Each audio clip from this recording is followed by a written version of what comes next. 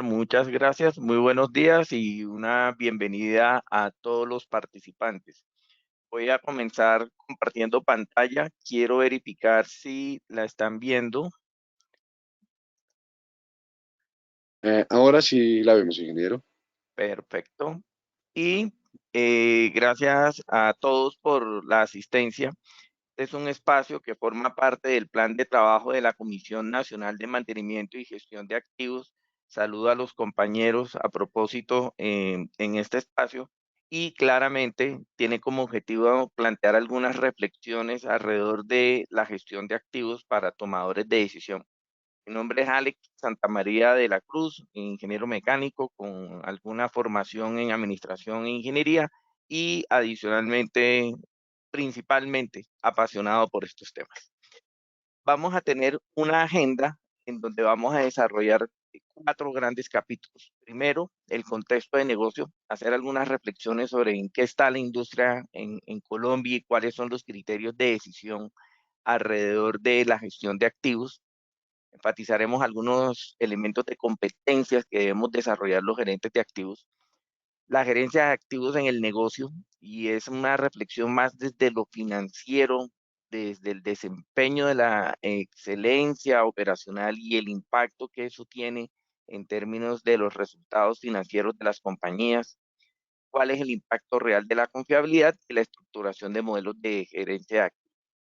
Luego haremos una reflexión muy sencilla, muy breve, alrededor de los modelos de gestión contractual, alrededor de la gerencia de activos e igualmente los modelos de conocimiento. Y para terminar, algunas reflexiones, lecciones aprendidas y factores críticos de éxito. Las preguntas, como muy bien lo planteaba Oscar ahorita, lo vamos a desarrollar al final. Primero que todo, debemos reconocer que estamos en un mundo en pandemia. Hay que considerar desde un punto de vista humano que ha sido una situación realmente calamitosa desde lo personal, desde lo familiar, desde lo empresarial, desde la historia de las naciones alrededor de esta situación de salud pública que estamos enfrentando en el mundo. Dicho esto, y con este mensaje solidario, había como dos pandemias en un momento dado, el de la derivada de la COVID y por el otro lado de la desinformación y el exceso de información. De tal suerte de que desde el año pasado, cuando comenzó todo esto, una de las primeras actividades que adelanté fue como depurar las fuentes de información. Y un faro dentro de ese proceso fue precisamente McKinsey, que hoy día sigue publicando informes actualizados desde lo empresarial, por supuesto también desde la proyección de la economía de largo plazo, principalmente en Estados Unidos, pero que finalmente terminó siendo un referente para la gestión empresarial en el mundo. Muy rápidamente, McKinsey planteó una serie de desafíos dentro de lo que sería la gestión en medio de pandemia y conversaba en ese momento alrededor de la gente, de las cadenas de suministro. Hoy día estamos viendo el impacto de esa reflexión que hace McKinsey en la cadena de suministro precisamente sobre la crisis de los contenedores que está afectando el mundo hoy, los clientes, la liquidez inmediata y la tecnología.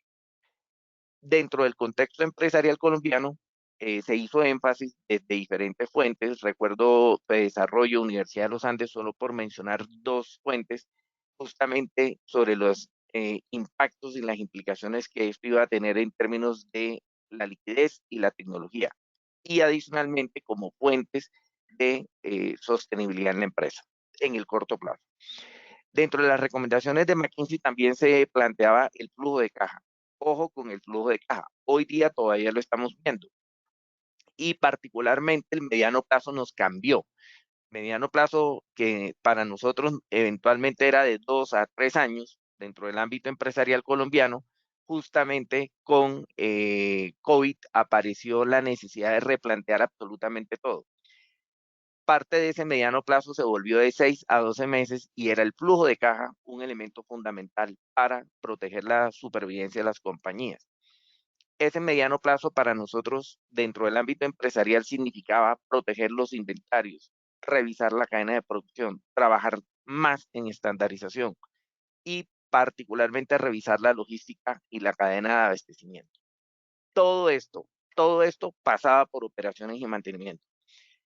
las organizaciones dieron un vuelco, comenzaron a poner los ojos justamente en qué estaba pasando en operaciones y mantenimiento como una fuente de protección de la caja de corto plazo, pero también de proyección de la caja de mediano y de largo plazo. Cuando contrastamos eso con las problemáticas de la industria en Colombia, veníamos en un tránsito en donde había unos retos y se enfatizaron en medio de de las medidas de salud pública que se tomaron. Y una reflexión que se hace justamente desde la misión de transformación productiva es justamente las barreras que tiene Colombia en términos de competitividad. No tener control de procesos, no manejar estándares de calidad, tener desperdicios en tiempo de producción y hacer una mala utilización de equipos. Eso de hecho fue publicado en Semana sobre mediados del año 2019, meses antes de avanzar en lo que sería la pandemia, que nos aparece en diciembre del 2019, inicios del 2020. Un mensaje para ustedes, tomadores de decisión, es que la competitividad al final del día de empresas y de países se construye desde las decisiones, pero también desde el nivel de piso de planta, en terreno, en las operaciones en campo. Y en ese sentido, uno pudiera plantear una reflexión de, a partir de estos elementos, ¿con qué criterios al final del día decidimos?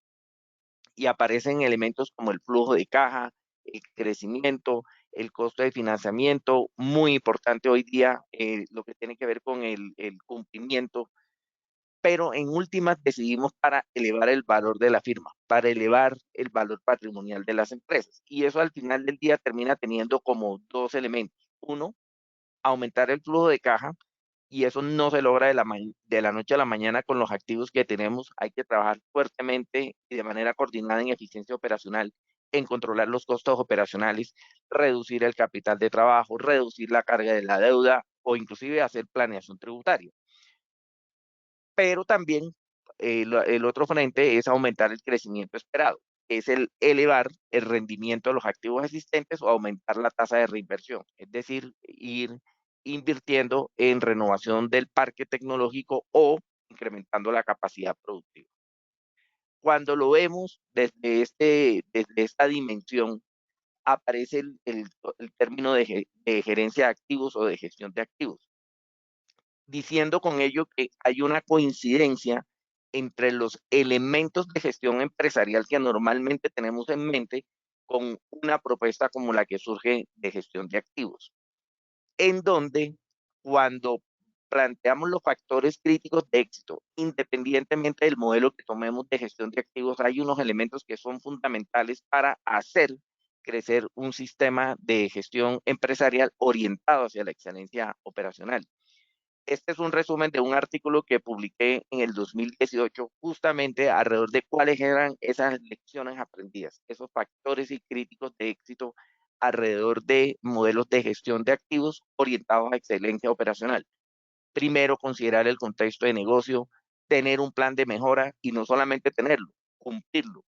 Tener metas de corto plazo genera atracción en las organizaciones cuando tenemos, perdóneme lo coloquial, mangos bajitos, victorias tempranas que nos permiten generar credibilidad en el proceso de mejora. Muy importante enfatizar en los resultados de corto plazo.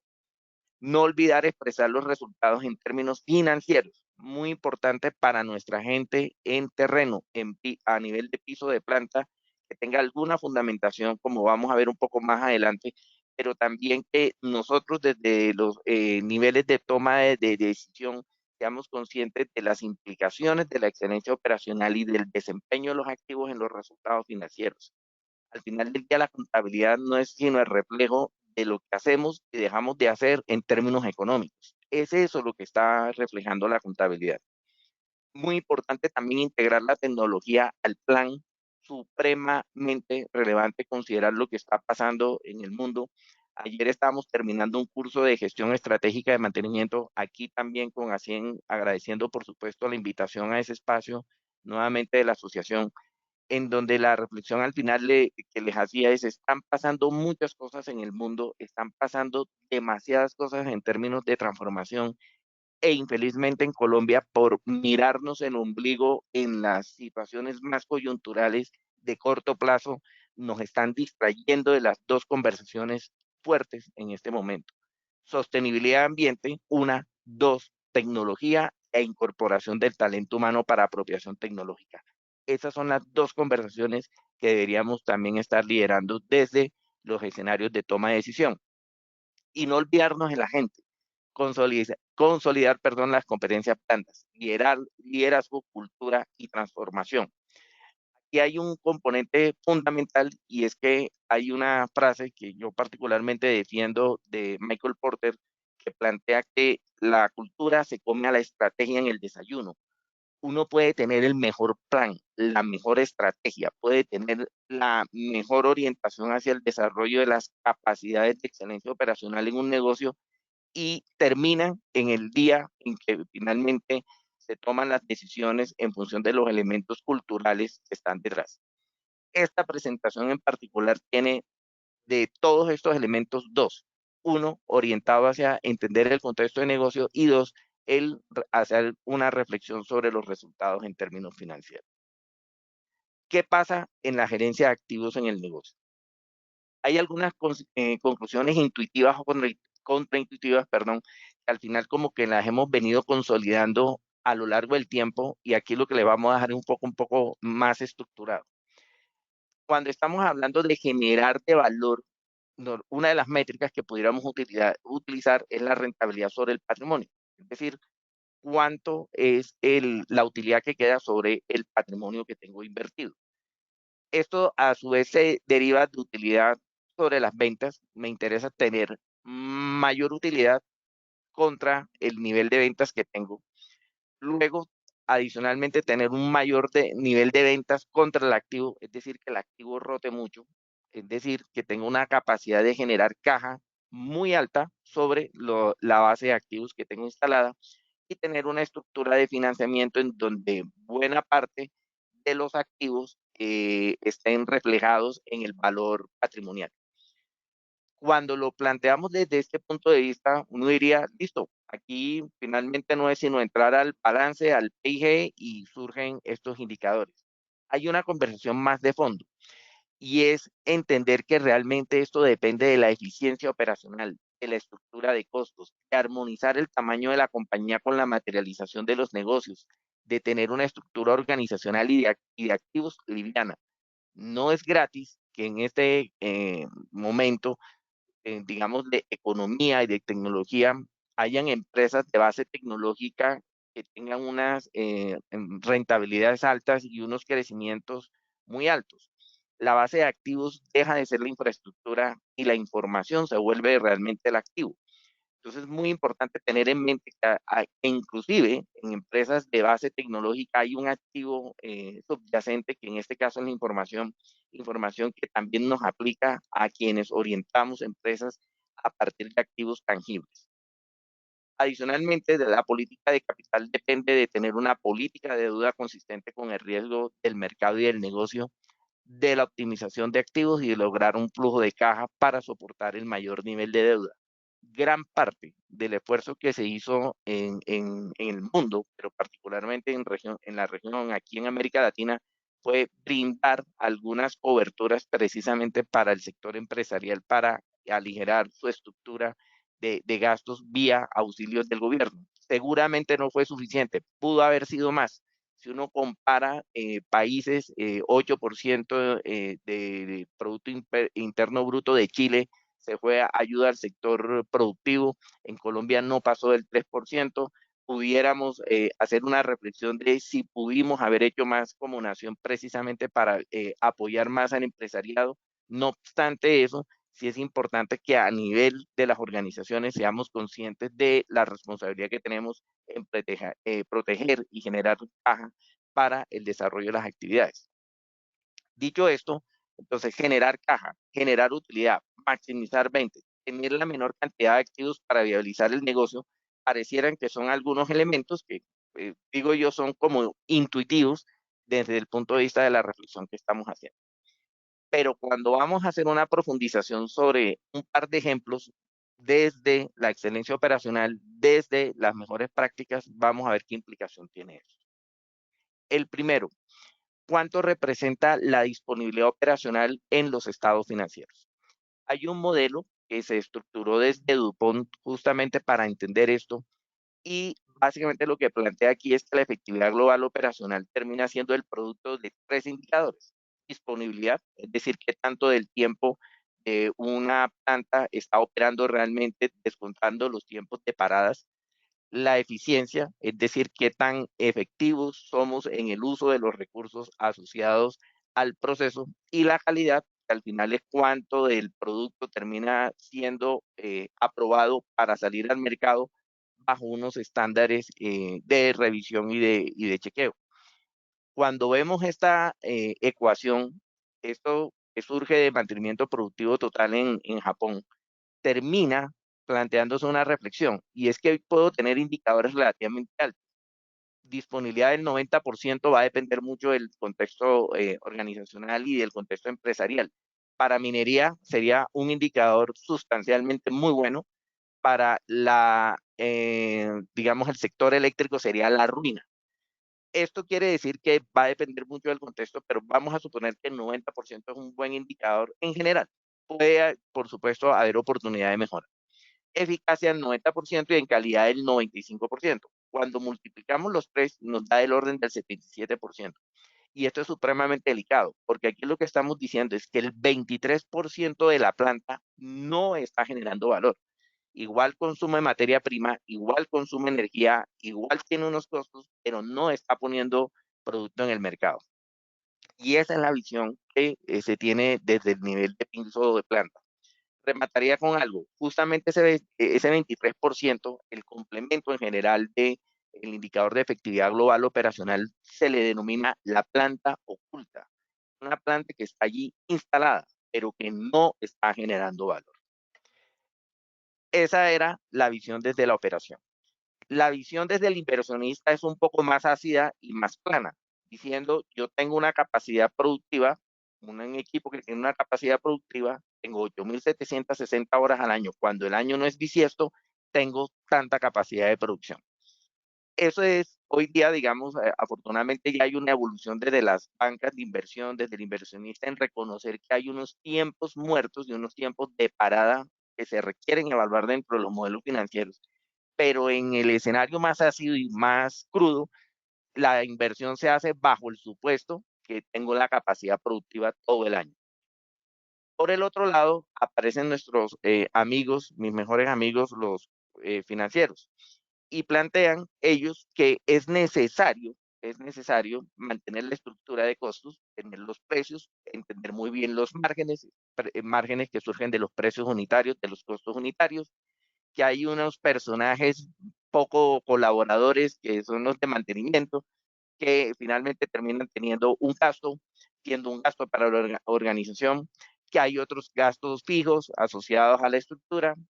Gracias a los activos y tenemos talleres, plantas, tenemos equipos, hay que contabilizar depreciaciones y amortizaciones por otro monto para finalmente tener unos activos fijos invertidos, un capital de trabajo que no es sino la parte del inventario que inclusive tenemos en repuesto, forma parte del capital de trabajo con un capital empleado total.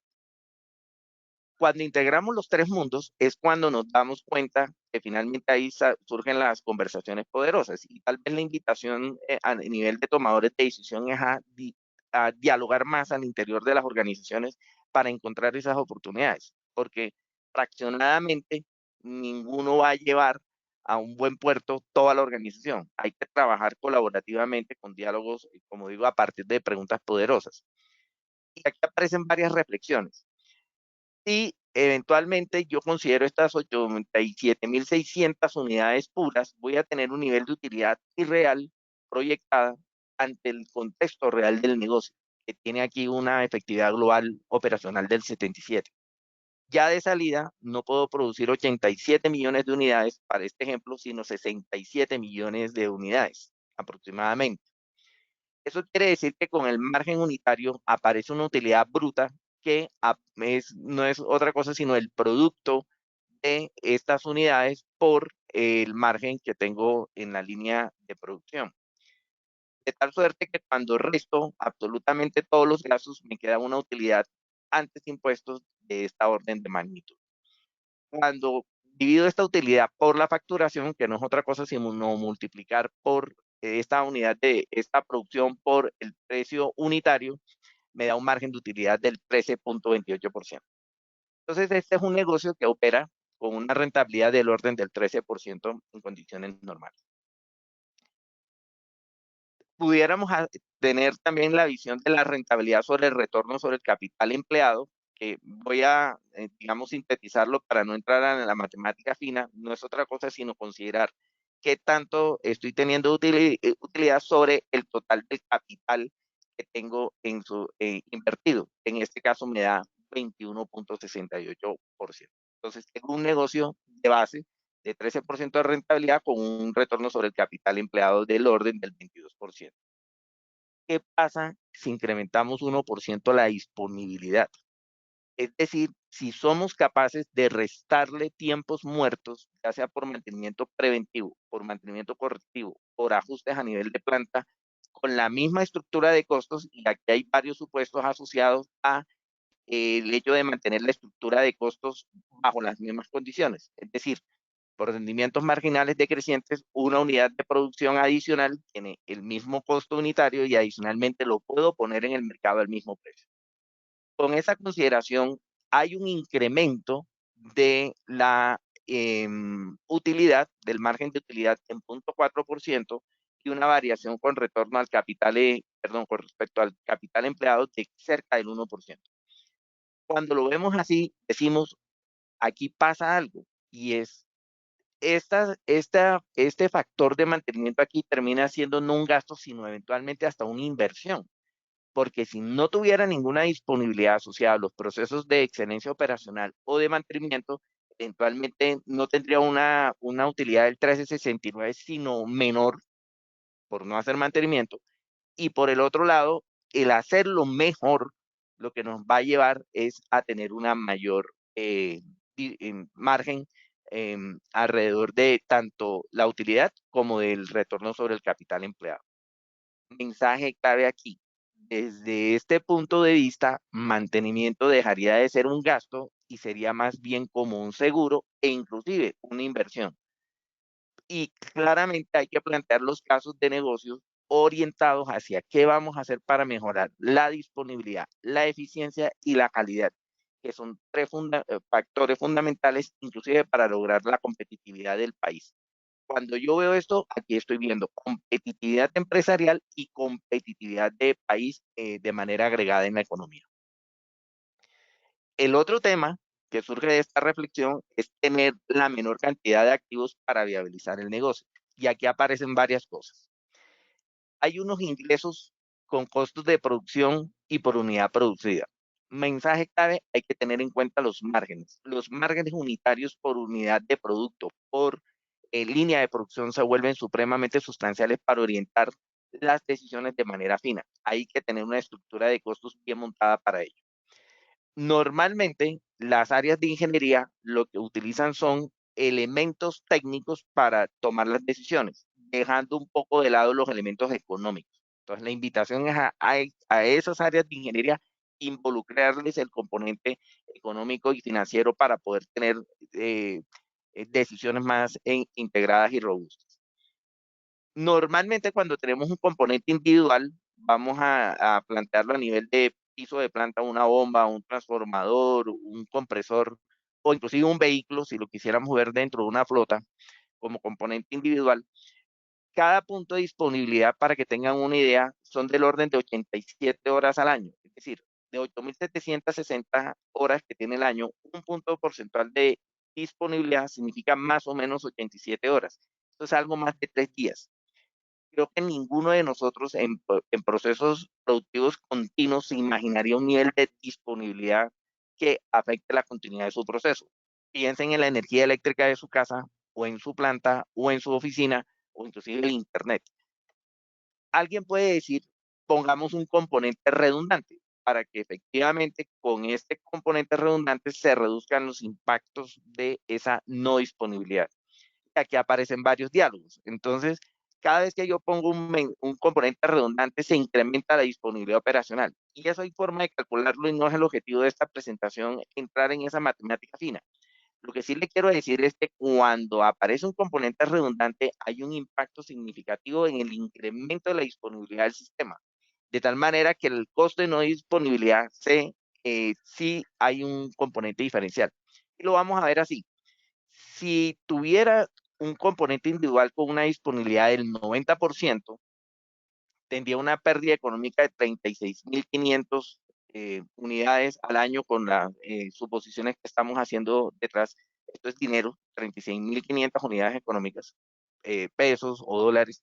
Con 99% de disponibilidad cae a 3.650. Entonces, cuenta de panadero hay del orden de 30.000, 33.000. Visto así, alguien pudiera decir, oiga, se justifica. Entonces hay que poner el activo para mejorar el desempeño del activo.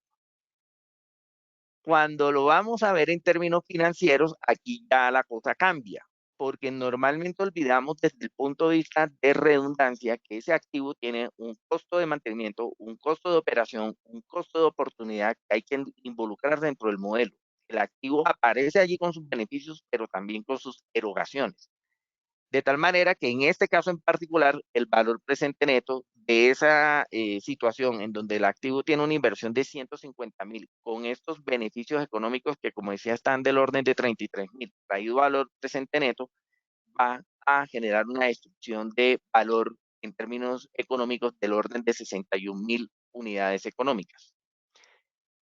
Alguien pudiera plantearse cuál pudiera ser la máxima inversión que me permitiría tener una situación de recuperar la rentabilidad. Y en este caso sería de 100.000 unidades económicas para tener un valor presente neto de cero a una tasa de descuento idéntica a la que habíamos evaluado anteriormente.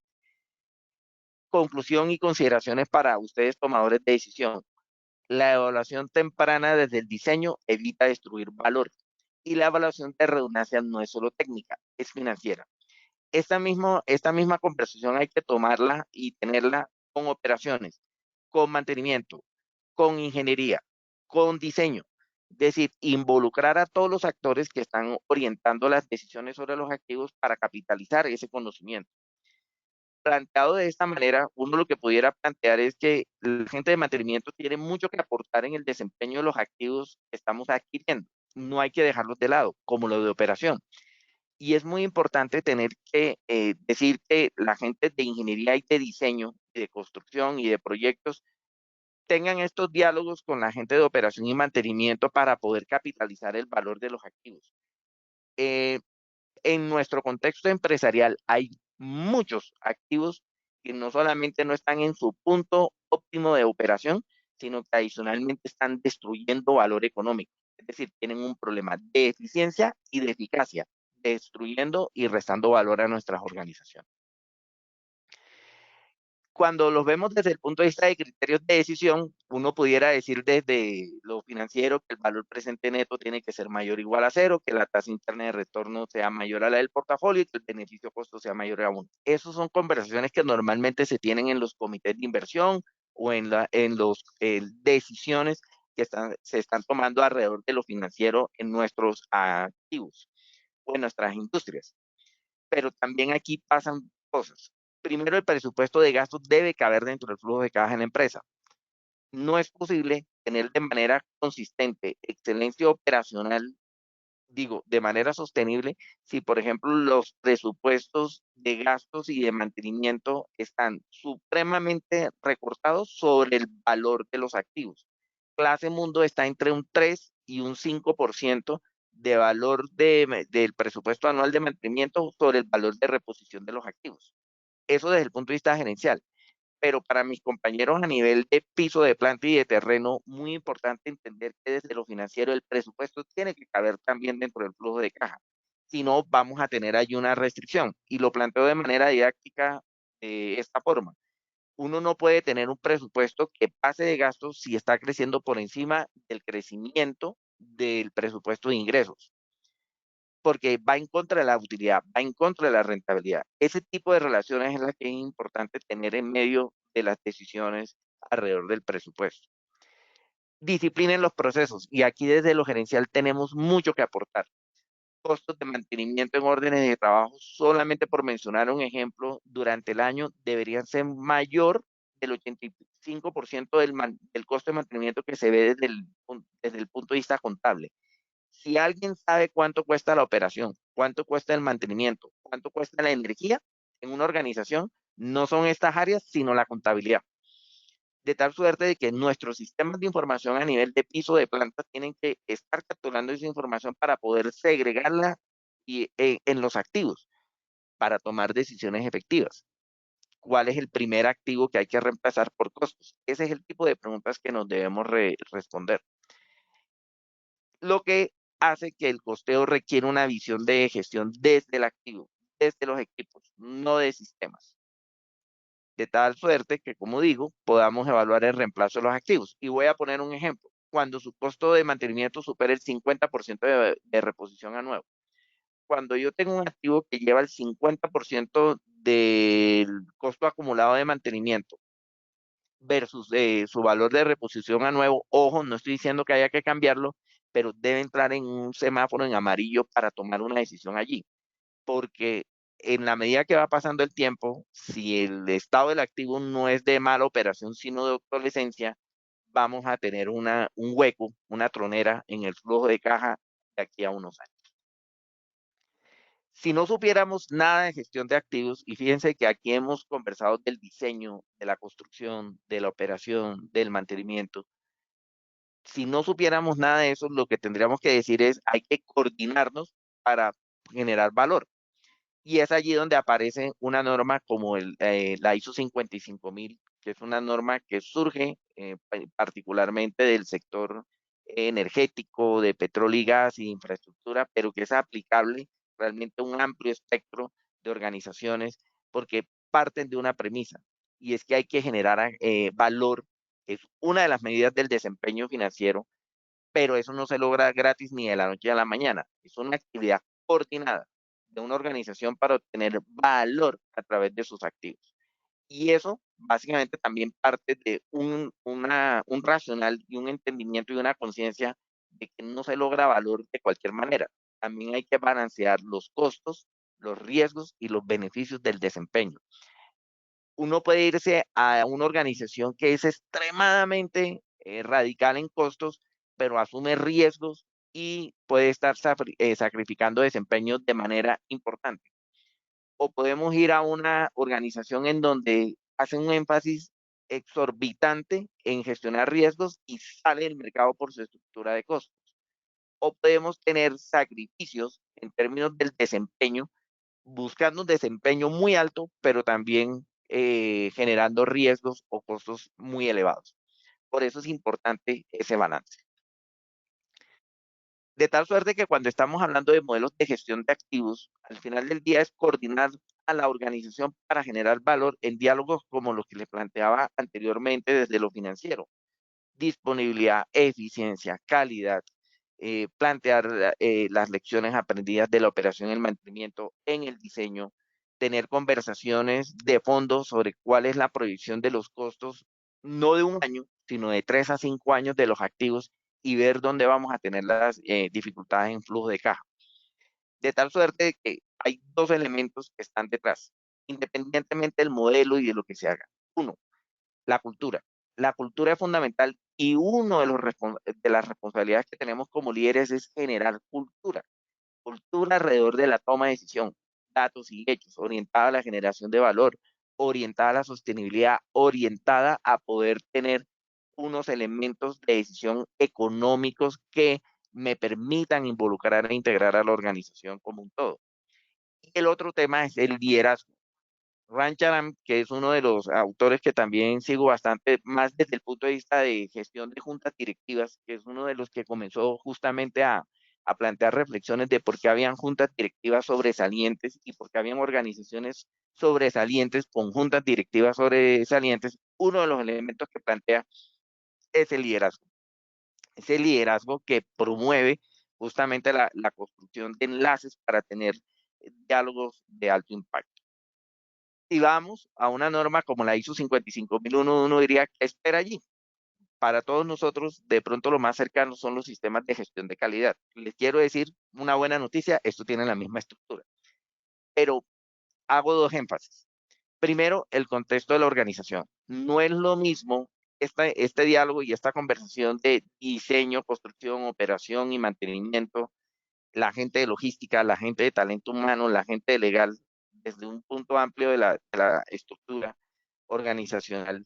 Cuando estoy en una planta petroquímica, cuando estoy en un sistema de generación o de transmisión de energía eléctrica, o cuando estoy en una planta nuclear, o lo digo con mucho respeto, cuando estoy en una panadería. Tiene mucho que ver el contexto de la organización. Y es una norma que pone muy presente eso. Primero uno tiene que saber dónde está parado para a partir de ahí tomar decisiones económicas. Segundo, es una norma que es la primera en la versión, ya las otras normas, la 9000, por ejemplo, la 45000 o la 18000, ya lo vienen involucrando el liderazgo. Muy importante el liderazgo. Por eso este espacio es para ustedes, porque es que finalmente el liderazgo surge todo esto. ¿Cuál es el compromiso? ¿Cuáles son las políticas? ¿Cuáles son los roles, las responsabilidades y las autoridades en la manera como se toman las decisiones?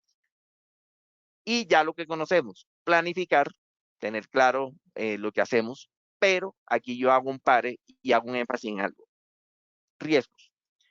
Muy importante gestionar los riesgos y las oportunidades. Fíjense que es no es riesgo todo lo negativo, sino toda aquella oportunidad que me puede permitir crecer o generar valor a partir de la evaluación que haga al interior de la organización. Lo que sabemos en términos de soportes, muy importante la competencia de la gente, los requerimientos de información también son fundamentales. Hay mucho sistema de información implantado en nuestras organizaciones o implementado mejor en nuestras organizaciones que no generan todo el valor que deberían generar porque la información que tienen no es de la mejor calidad. La operación, muy importante el manejo del cambio. De manera didáctica lo planteo así.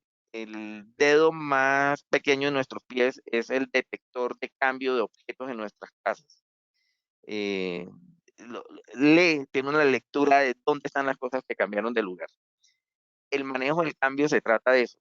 En nuestras casas cambia un mueble, cambia un tapete y puede haber un cuasi accidente. En las organizaciones también.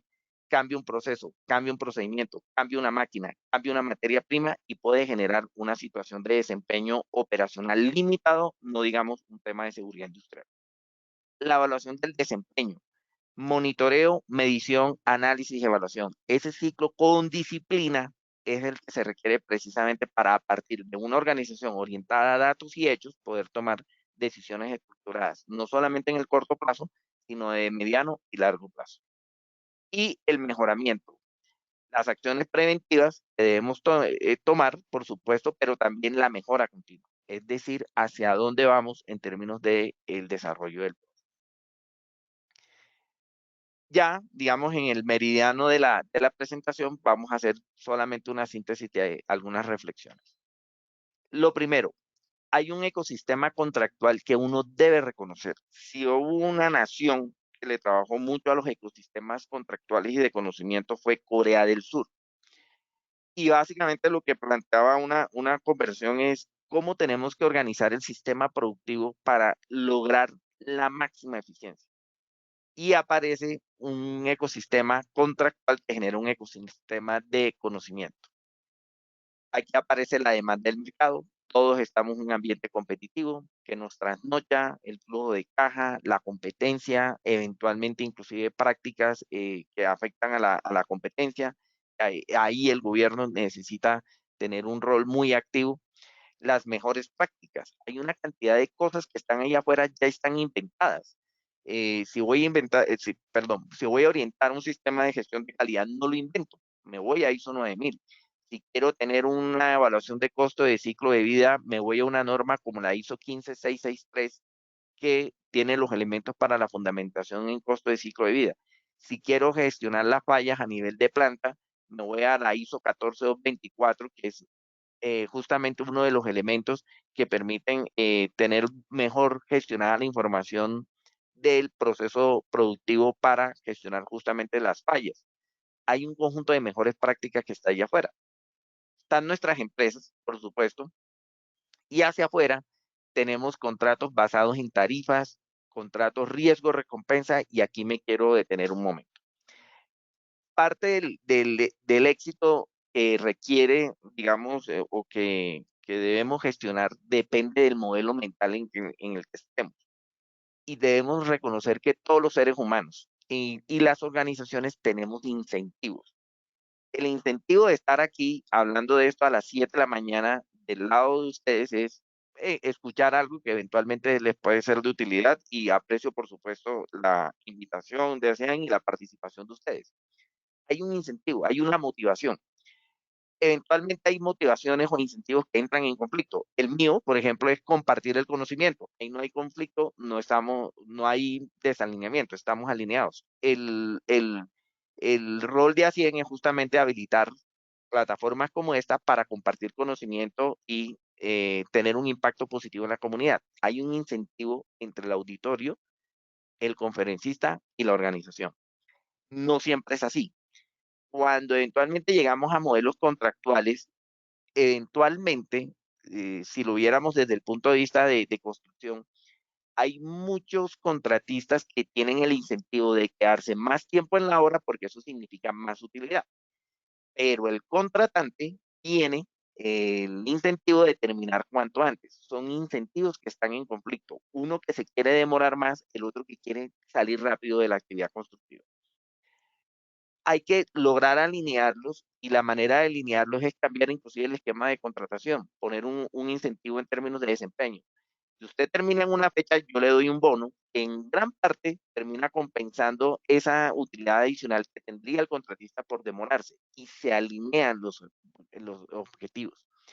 Esa manera de pensar eventualmente en el sector público es compleja, por todas las IAS, las asustadurías y todo el esquema nefasto que hay, en mi opinión, y eso es una opinión personal, alrededor del control, porque no estamos haciendo realmente el control de fondo que deberíamos hacer.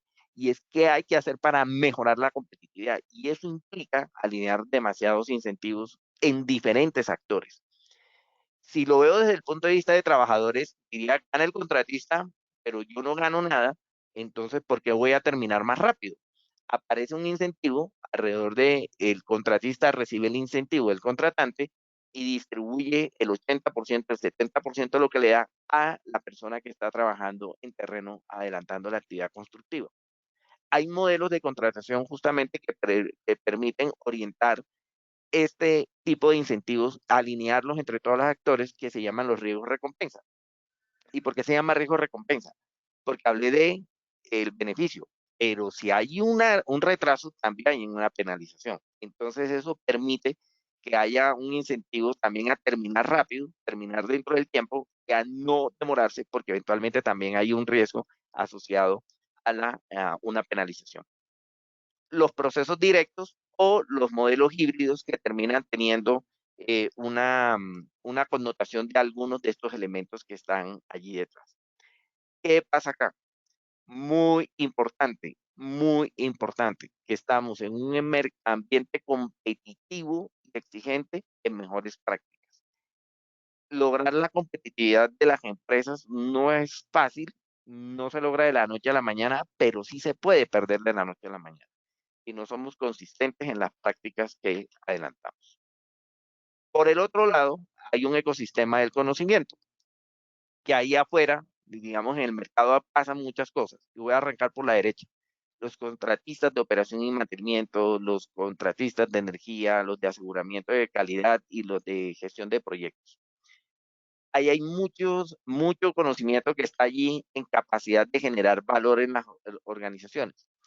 Pero por el otro lado también estamos ante las compañías de consultoría y las entidades de certificación, que tienen un valor externo alrededor de las decisiones que están orientadas. ¿Qué hay que hacer? Aprovechar las capacidades instaladas en los ecosistemas. Voy a poner dos ejemplos de ecosistemas empresariales. Lo que pasa en el Valle del Cauca a nivel de la caña de azúcar es lo que con el tiempo se denominó un clúster empresarial. Todas las capacidades alrededor del Valle del Cauca, en Cali y los municipios que están alrededor de la operación de la caña de azúcar, tienen unas capacidades instaladas ya asociadas al negocio agroindustrial. Tienen conocimiento, tienen formación, tienen experiencia instalada allí. Cuando voy a un lugar, aquí como en Bogotá, que estamos más orientando, digamos, por competitividad inclusive, a Bogotá como un foco industrial también, pero también de prestación de servicios, se está generando un clúster alrededor del conocimiento en gestión de servicios. Lo que les quiero decir es, en últimas, es que hay unas entidades de certificación o de formación como ASIEN que pueden promover precisamente esas mejores prácticas de cara al empresariado, de cara al mercado, como lo ha venido haciendo tradicionalmente a lo largo de su historia. Ya para terminar, algunas reflexiones. Primero, se requiere hacer un esfuerzo mucho más coordinado, con mucho más énfasis en documentar los resultados financieros de los esfuerzos de excelencia operacional en las organizaciones. Nosotros que tenemos el privilegio de tener en Colombia el Congreso Internacional de Mantenimiento y Gestión de Activos, hoy por hoy, en mi opinión, y lo digo también a título personal, de mejor nivel en la región, si no el mejor de los mejores aquí en América Latina. Vemos consistentemente que hay un avance en las prácticas, pero también tenemos el reto de sacarle jugo a todo eso que estamos haciendo desde lo financiero, proyectarlo desde lo financiero. Y eso es una invitación también para mis compañeros de nivel de piso de planta, pero también mis compañeros del nivel ejecutivo y de toma de decisión. Cuando vamos a ver, digamos, los resultados, aquí aparecen varias cosas. Resultados parciales, es decir, tomando elementos, algunos elementos del ciclo de vida del activo, o mantenimiento, u operación, o diseño, o construcción, pero de manera aislada. A eso se refiere con resultados parciales. Si yo tomara solamente mantenimiento basado en condición, que es una técnica de mantenimiento predictivo, haga de cuenta como ponerle el estetoscopio o el electrocardiograma al paciente para ver cómo está el corazón. De pronto el estetoscopio alcanza a detectar algunas cosas no tan de alta tecnología como lo pudiera lograr el electrocardiograma, pero ya hay un avance en la técnica. Usted tiene una relación beneficio-costo en términos de piso de planta de 3 a 40 veces sobre lo que invirtió en esa técnica de mantenimiento basada en condición. Buenísimo. Eso quiere decir que por cada dólar que invierte se está ganando entre 3 y 40, dependiendo, por supuesto, del contexto operacional. Depende de la reducción de repuestos, de paradas, de mano de obra por mantenimiento correctivo y por eventualmente los daños colaterales que puede tener en el proceso. Una que me encanta porque es el primer punto de partida para que quiere arrancar esto. Esas conversaciones entre operación y mantenimiento con nuestra gente de ingeniería puede mejorar la inversión en un rango del 3 al 8% como reducción de la inversión. ¿Por qué? Porque finalmente se mejoran estándares, se puede tener una mejor configuración de planta. No necesariamente el diseñador está diseñando con la experiencia del equipo de operación y mantenimiento que ya tiene una curva de aprendizaje y sabe que eventualmente le sobra, esto se me lo planteo así de manera coloquial, le sobra a los estándares o le sobra a las áreas en que estamos adelantando globales, es decir, ya integrando todo el ciclo de vida, es decir, diseño, construcción, operación y mantenimiento integrados a los proyectos de inversión. Mejora hasta el 2% de la tasa interna de retorno. Un incremento de disponibilidad del 1% representa un incremento del 0.5 al 3.2% del margen evita de lo que yo he documentado hasta este momento. Con una reflexión para ustedes. Eventualmente desgastamos, y perdónenme, lo digo así con mucho cariño, desgastamos a las áreas financieras buscando mejorar las tasas de financiación, saliendo, y perdóname, también lo digo de manera coloquial, con la maleta a buscar banco por banco, eventualmente a buscar una mejor tasa. Cuando realmente le digo a mis compañeros que eventualmente tenemos una financiación indirecta, no visualizada de manera general en nuestra misma operación. Cuando yo veo una mejora el 2% en la tasa interna de retorno, cuando negociando una deuda puede estar entre el 0,5, el 0,8% máximo. Yo aquí estoy viendo que estoy o duplicando o casi triplicando la tasa interna de retorno que puedo ir logrando en términos de financiación. Es material. Lo que le quiero decir es que esto es material en la manera como estamos orientando las decisiones. Lo que pasa es que al no tenerlo visible, no lo tenemos gestionado. Hay que visibilizarlo para gestionarlo. De tal suerte que esto es lo que nos permite tener una fuente de financiación interna que no es inmediata, no es de corto plazo, como eventualmente salir con la maleta, de nuevo perdón por lo coloquial, sino que realmente requiere un esfuerzo coordinado y persistente a lo largo del tiempo. O documentados en la literatura. Scottish Power Generation, en un libro que se llama International Case Studies in Asset Management en el 2012, planteó que el 29% de reducción de costos, 22% de incremento en disponibilidad de planta y 50% de reducción de salidas no programadas había sido uno de los beneficios de esta compañía en la implementación de un sistema de gestión. Pensando en esto y considerando estos elementos, hay que pensar en algunas reflexiones finales. Lo primero, las finanzas son mucho más que los estados de resultados, presupuestos y balances. Digamos, hay que ver también esto qué significa en términos de la planeación del negocio, de nuestra gente de terreno, de piso de planta, entender qué significa esto, pensar con los pies en la tierra sobre las oportunidades. Y yo al final esto lo veo como en términos de ingresos y de costos, asociado a los estados financieros. Sabemos realmente cuáles son los costos nuestros en una estadística que surge de la encuesta de estado del arte del mantenimiento en Colombia, liderada por CIEM a través de la Comisión Nacional de Mantenimiento y Gestión de Activos, que en este momento está en proceso de actualización. Hace del orden de 3 años, más o menos el 50% de los líderes en términos de operación y mantenimiento en el país no tenían claridad de su estructura de costos. Eso, en mi opinión, y ya es un comentario editorial de mi parte, es gravísimo para el país, gravísimo para nuestras empresas. Hay que entender muy bien la estructura de costos. Así como en los restaurantes, y lo voy a plantear de manera didáctica, el ingreso lo define el mesero y el costo del cocinero. En las estructuras organizacionales de nuestros contextos empresariales, el ingreso lo define la estructura de la estrategia de mercadeo, de ventas, del canal de distribución. Ahí se genera el ingreso, pero los costos se están generando todos los días. Además, en esa cadena, en la operación y el mantenimiento. Hay que entender con claridad dónde estamos en términos de costos y resultados financieros a lo largo de toda la cadena empresarial, no solamente a partir de la estructura. El enfoque de gestión de activos es integral e integrador, parte de la gestión del día para lograr resultados largo plazo. Perdón. Y aquí es lo bonito del asunto. El corto plazo, el gestionar el día a día es supremamente importante. Nunca lo cuestionaré y de hecho lo defiendo. Pero también es importante tener una hoja de ruta que nos lleve a algún lado.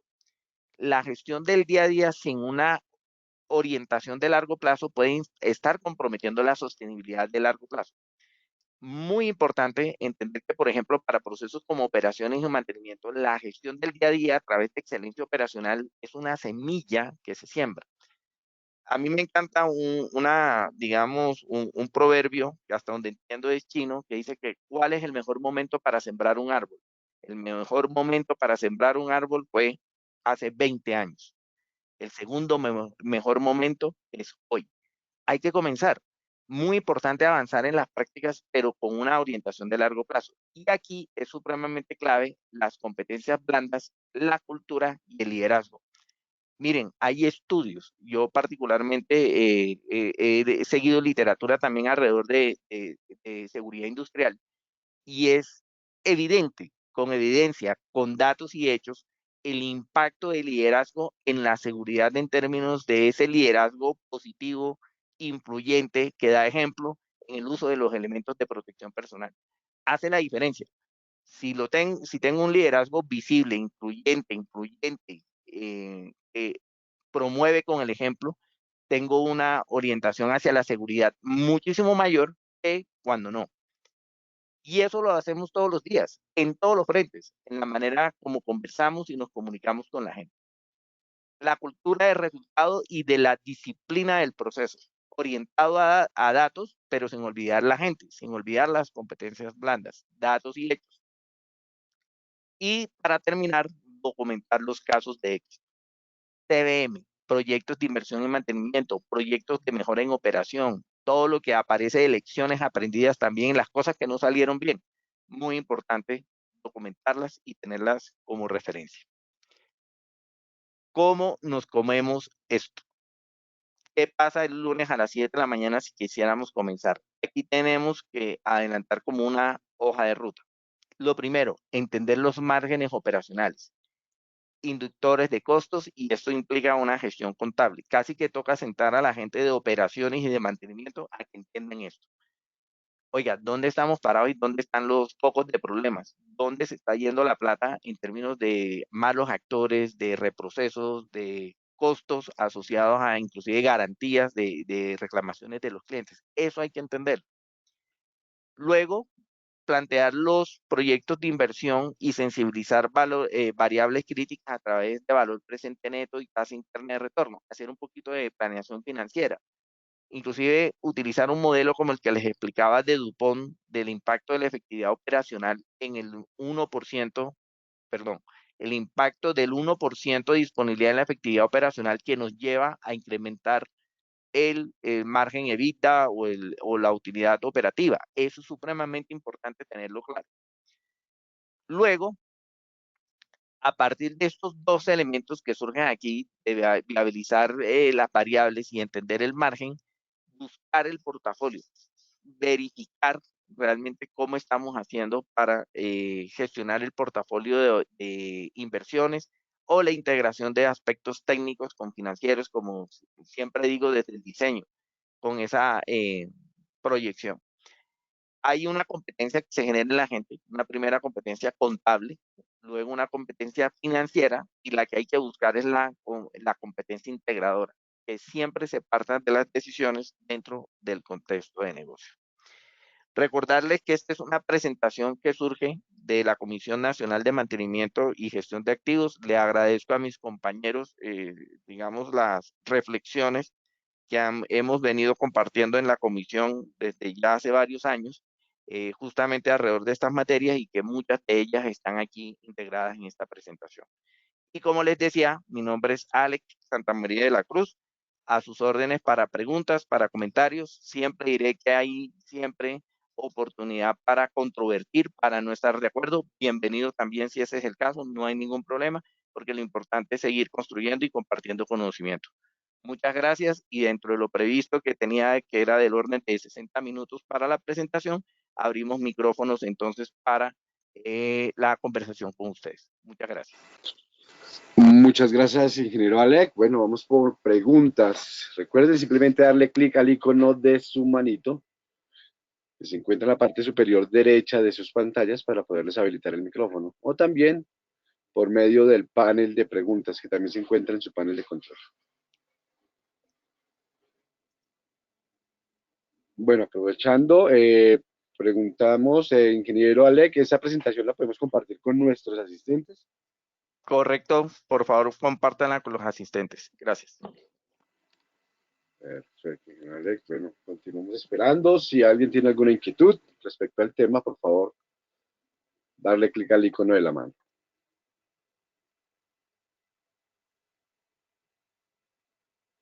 Bueno, vamos con la ingeniera Mayerlin Pérez. Ingeniera, muy buen día. Escuchan. Adelante, por favor. Hola, ¿me escuchan? Perfectamente.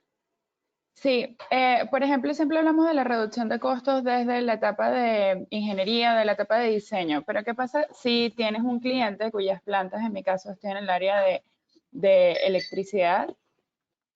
Son activos físicos que tienen más de 40 años o 30 años y ellos no tienen como oportunidades de mejora de hacer nueva ingeniería, nuevo diseño. En ese sentido, ¿cómo enfocaría esa optimización de costo o optimización financiera cuando no hay esa oportunidad como de innovación a nivel de diseño o a nivel de ingeniería? Dale, muy bien. Perdón, muy bien, muchas gracias por la pregunta. Esto tiene como dos componentes. Yo aquí separaría como dos mundos. El mundo de los activos que en negocios regulados de los que no están regulados. Esa es, digamos, como Ok. una primera parte de la conversación. Normalmente cuando tenemos negocios con activos regulados, hay que hacer una consideración adicional y es la justificación que tendríamos de hacer la renovación si no lo siguen remunerando, perdón, por flujo de caja y por rentabilidad del negocio. Dicho esto, entonces la oportunidad surge más bien en preservar muy bien los activos mientras se sigan remunerando. Pero eso no va a ser así siempre. Entonces, toda esa información que tú vienes capitalizando desde la operación, desde el mantenimiento hoy día, te sirve para el momento de hacer la renovación de los activos, dado el caso, precisamente para tener mejores especificaciones o mejores condiciones constructivas.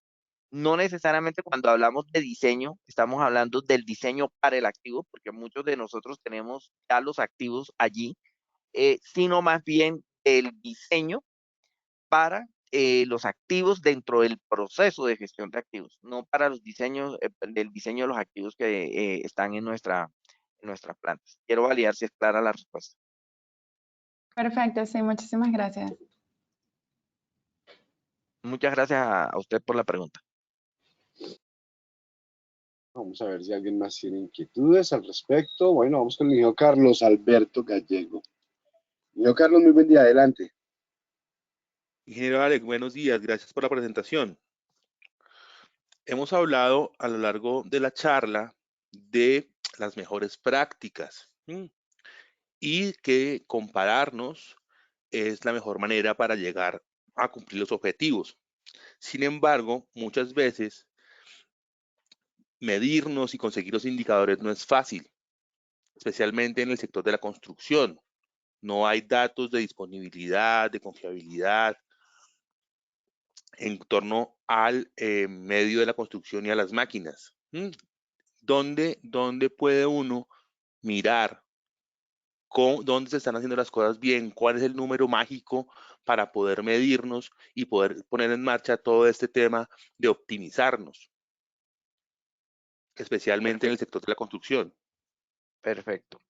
Muchas gracias, Carlos, por la pregunta. Creo que usted da en un punto supremamente relevante y no crea que es solo del sector de la construcción. Yo aquí haría una reflexión en general a partir de su pregunta, pero digamos con una profundización en dos elementos. Si hay algo que debemos trabajar a nivel de país para mejorar la competitividad, es referenciarnos más, inclusive con nosotros mismos. El primer competidor es la misma empresa, nosotros como individuos. Ahí está la primera competencia. Em, y para ello se requiere trabajar de manera estructurada con algunos elementos de disciplina operativa. Cuando uno va, digamos, a nivel a evaluar competitividad en país, perdón, cuando uno va a evaluar competitividad en el país hay como dos mundos, el de la gran empresa y el de las pymes. Cuando estamos con la gran empresa, la historia es una, cuando estamos en la pequeña y mediana empresa, la historia es otra.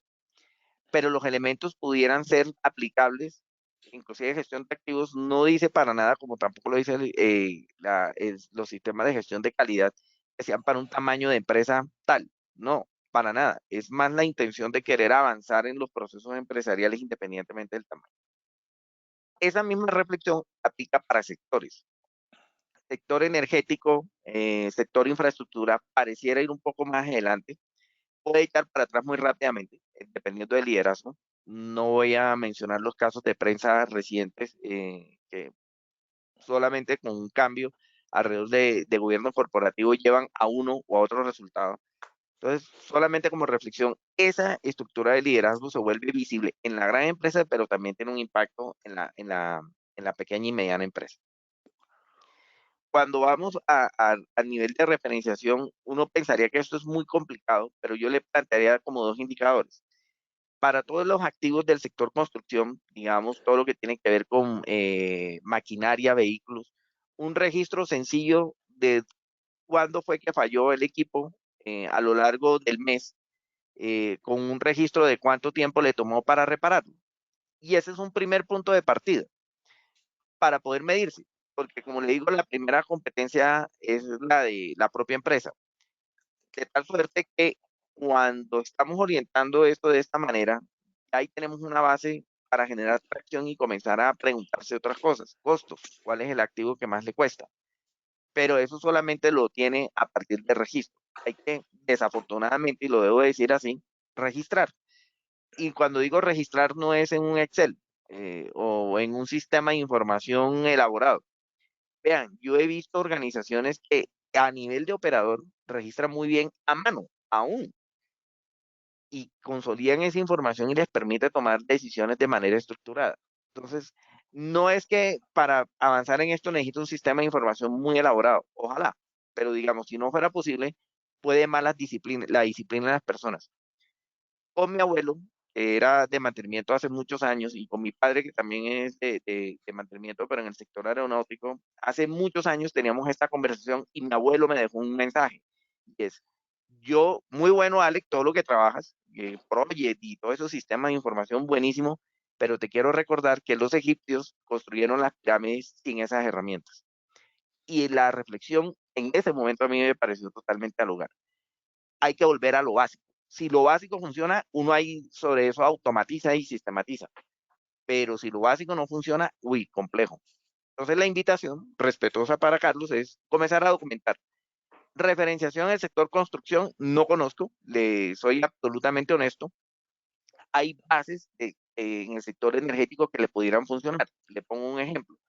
A nivel de compresores, de bombas, de algunos elementos mecánicos, motores diésel, hay una base de referenciación que se llama el Offshore Reliability Data, que no es otra cosa sino los datos de confiabilidad de plataformas marinas costa afuera en el Mar del Norte. Es una base que se viene construyendo de hace mucho tiempo, pero quedó tan bien elaborada que aplica para varios sectores. Eventualmente ahí hay algunos componentes que dentro de lo que conozco del sector construcción, ahí pudieran aplicarse. Pero para poder hacerlo, hay que comenzar a registrar para poder tener los datos y tener los indicadores de base para nosotros. Quiero validar, Carlos, si eso le permite avanzar y si es de ayuda a la respuesta para usted. Sí, sí, muchas gracias, muchas gracias. Perfecto, ingeniero Carlos. Bueno, vamos a ver si tenemos más preguntas. Tenemos el espacio suficiente para poderlas responder con calma. Bueno, aprovecho también para invitarlos a esta nueva actividad a las 10 de la mañana. Novedades en código eléctrico colombiano. Perfecto, entonces recuerden, en un momentico simplemente ingresar al www.acien.org y realizar su inscripción. Perfecto, ingeniero Alec, no tenemos más preguntas por el momento. ¿Le parece si damos una conclusión final de este taller visto el día de hoy? Claro que sí, una invitación a todos para que se sigan construyendo estas reflexiones alrededor de la excelencia operacional en nuestro ámbito empresarial. Muy importante esa capacidad que tengamos de dialogar al interior de nuestras organizaciones sobre los resultados. Y ese es un primer punto de partida. Lo segundo, la presentación queda para ustedes. Ahí pueden leerla. Hay elementos y conceptos que seguramente requieren algo más de reflexión. Tranquilos, de eso se trata. Y para terminar, por supuesto, un agradecimiento a CIEM por la invitación a estos espacios, a la Comisión Nacional de Mantenimiento y Gestión de Activos por su amabilidad en compartirme la invitación para orientar este escenario. Y pues nada, muchas gracias a todos, un feliz día y cuídense mucho. Excelente, ingeniero Alec. En nombre de Acien, el Departamento de Servicios al Ingeniero, en verdad agradecemos nuevamente su apoyo para con nosotros y su transmisión de conocimiento a este grupo de profesionales. No siendo más, les deseamos una excelente mañana y los dejamos también a las 10 de la mañana con la actividad que ven en pantalla. Ingeniero Alex, señores asistentes, gracias por acompañarnos y por madrugar con nosotros. Feliz resto de mañana. Gracias.